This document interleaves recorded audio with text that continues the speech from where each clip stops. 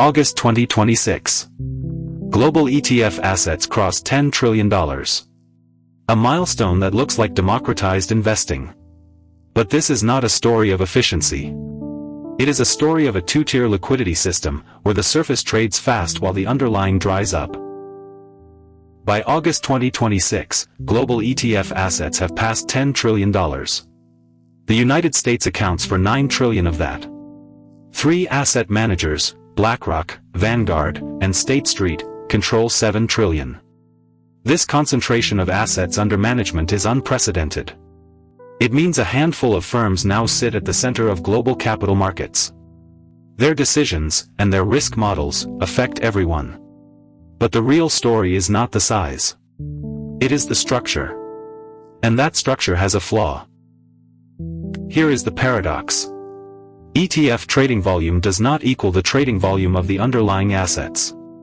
In 2026, the S&P 500 ETF, SPY, trades about $40 billion a day. The stocks it holds, Apple, Microsoft, Alphabet, trade about $60 billion. That seems fine. But the turnover of SPY shares is 5 to 10 times higher than the turnover of the underlying stocks. Investors are trading the wrapper, not the contents. This creates two layers of liquidity, the ETF layer, which is deep and fast, and the underlying layer, which is shallower and slower.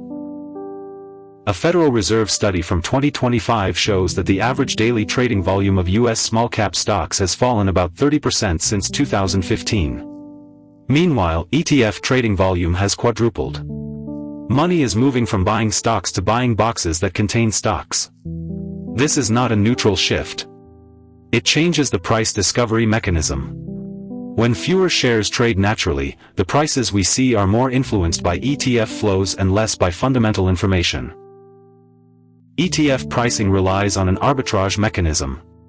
When the ETF price deviates from its net asset value, authorized participants step in. They buy the underlying basket and exchange it for ETF shares, or the reverse. This keeps the price close to NAV. The condition for this to work is that the underlying assets are liquid enough to trade without moving prices. If that fails, the arbitrage breaks. Imagine a bond ETF holding illiquid corporate bonds.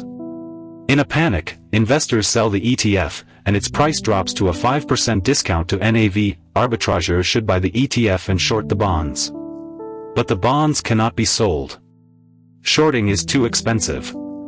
The discount persists for days or weeks. In March 2020, the high-yield bond ETF, HYG, traded at an 8% discount, while the underlying bond index fell only 3%.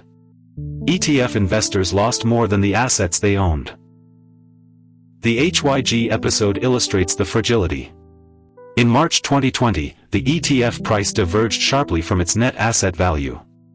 The discount reached 8%. This was not a small anomaly. It showed that the arbitrage mechanism, which works in calm markets, can break down exactly when it is needed most. The result was that ETF holders bore losses that did not reflect the underlying bond's decline. Passive investing creates a feedback loop. ETFs buy stocks by market cap weight. The bigger a stock's market cap, the more ETF dollars it receives. Those inflows push the price up, which increases the market cap, which attracts more ETF buying. This is not value discovery.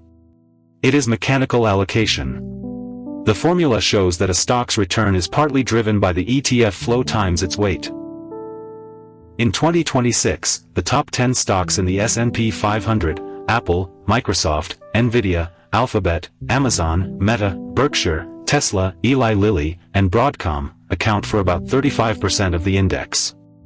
In 2010, that number was 18%. This is a historic high. The concentration is not because these companies are more profitable, but because passive flows systematically favor large caps. A 2025 academic study found that for every $100 million flowing into S&P 500 ETFs, the top 10 stocks gained about 3 basis points of excess return, while the other 490 stocks lost about half a basis point. The Russell 2000, an index of small-cap stocks, now trades at a 40% valuation discount to the S&P 500. That is a historic extreme. It is not because small caps have worse fundamentals. It is because passive money does not buy them. When 35% of the index is in 10 stocks, the volatility of those 10 stocks is the volatility of the whole market. Diversification, the classic protection, is now an illusion.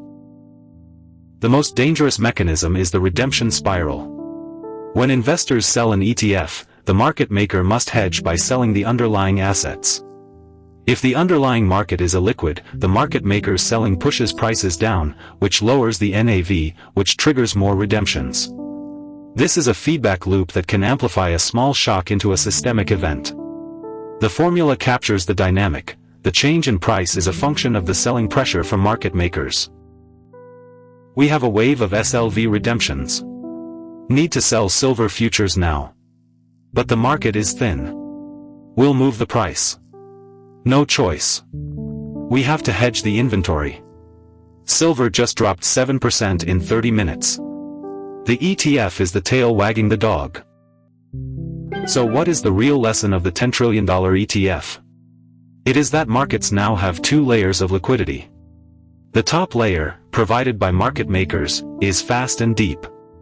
The bottom layer, the natural trading of underlying assets, is shrinking. When these two layers disconnect, panic spreads in a new way. Past crises were bank runs. 2008 was a shadow bank run.